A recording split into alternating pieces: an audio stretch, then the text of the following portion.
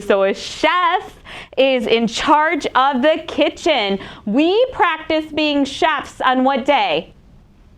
Friday. During what class? Science? You got it. Will is leading us today. When I was in high school, I was in Best Buddies and also like a PE peer buddies, and I just truly knew that's where my heart belonged. I'm like, I know I want to work with kids, but this is where I get like my joy and my fulfillment. And so all through while I was at Illinois State University, I was just in the special ed program, and I was very involved through their Best Buddies program, their Council for Exceptional Children, and so I had a buddy on campus and in the community as well. So chapter 2 says what, Evan? Chapter 2, tools in the kitchen. Tools in the kitchen. What do you see there? What are tools in the kitchen? Based on the short time that you and I have known each other, if I were asked to give one word that describes Nadia Gage, I would go with enthusiasm. Where does your enthusiasm come from? It's the students themselves. They come with this like wonderful energy, and they just soak it in when you're excited and happy for them.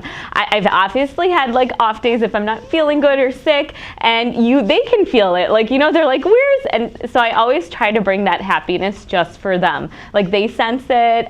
If I'm proud of them when they complete something and I cheer them on, they have this big smile plastered on their face. They know they did good and they want to please you. I feel like every student in here tries their absolute best, and when they know you're their biggest cheerleader, they're going to try even harder. Good morning. Now, you want to tell me how you feel today? Yeah. How do you feel? Happy. I'm so glad you feel happy. Which friend should we call on now? Do you want to call on Trey or O'Neill? Which one? Trey. You got it. Hi, Trey. Communication looks different for each student in my classroom. I have students that use assistive technology devices to communicate. So if I ask them a question, they have like a talker. They're able to tell me about their day, what they need. There's students that are communicating verbally, and ways to accommodate some of those students. I provide them sentence starters and visuals. Yeah, communication looks different for all of them. Your grandparents made the decision to come from Pakistan to the United States.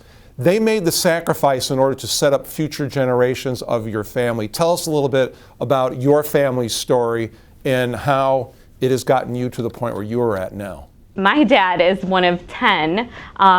He's got 5 brothers and 4 sisters, and then himself. And so he had a lot of family come from Pakistan while I was in middle school and high school. So there are kids that did not speak the language and were very new to the country. So I kind of took it upon myself to want to help them and also teach them. And I got so much joy out of it. So I truly do feel like that's kind of where my passion started. Your husband, Jordan, who teaches here at Jane Addams, is from a family of 6 boys. You and Jordan together have 3 boys of your own. Don't you realize that you have allowed yourself to get outnumbered? Absolutely. I get a lot of love. I've got lots of mama's boys, but I do feel outnumbered.